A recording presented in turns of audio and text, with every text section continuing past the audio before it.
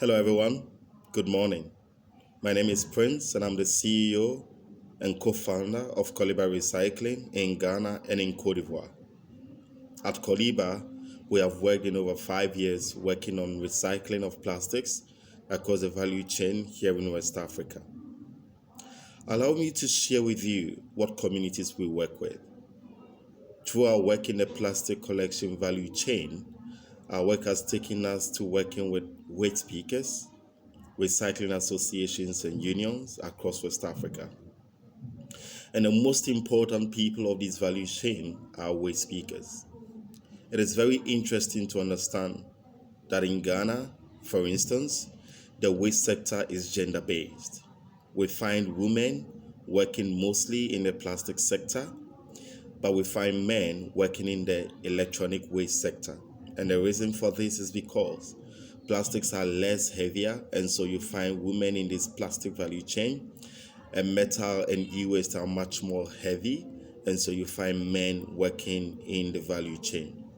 It's a typical sight to go to a typical landfill and see women, whether with children or single mothers or pregnant women, whichever case it may be, digging through the piles of waste on landfills, recovering as much plastic as possible, because either way these plastics are not recycled, and the only solution is for it to be incinerated or burnt.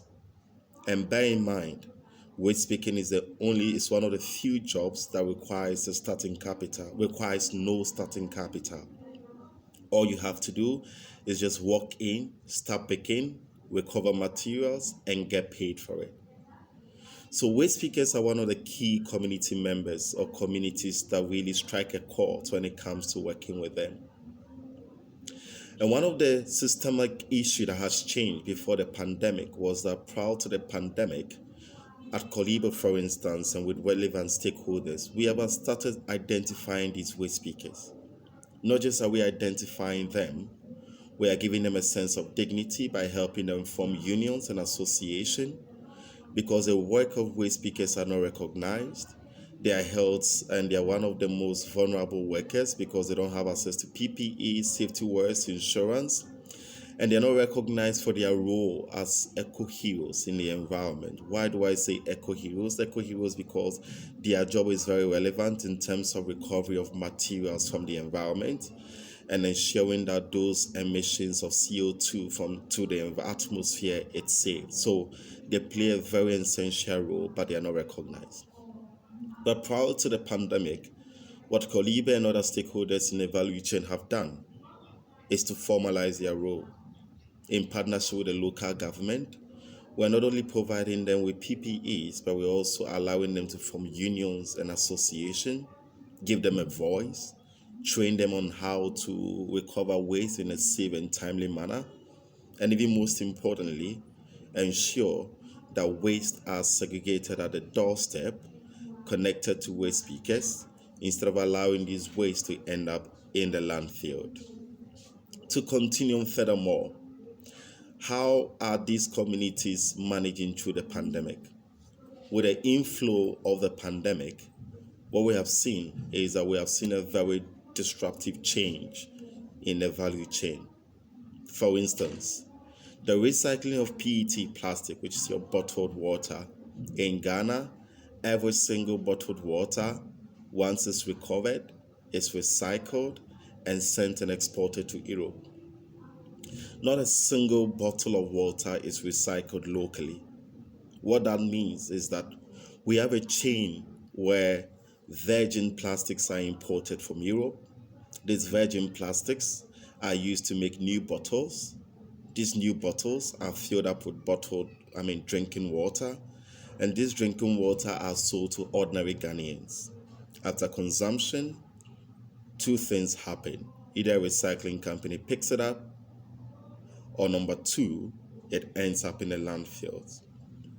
If a recycling company like Coliba picks it up, what happens is that we process them into a hot wash flakes, and it is back exported to Europe, where they use to make new bottles. And bear in mind, these new bottles stays in Europe.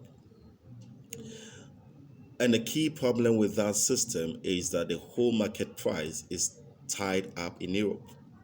And so, with the influx of the COVID-19 pandemic, we have seen a sharp fall in events across Europe. We've seen a sharp fall in the price of PET, and that has affected the recycling sector in countries like Ghana that export materials to Europe, because there is not a single technology available to recycle these materials locally.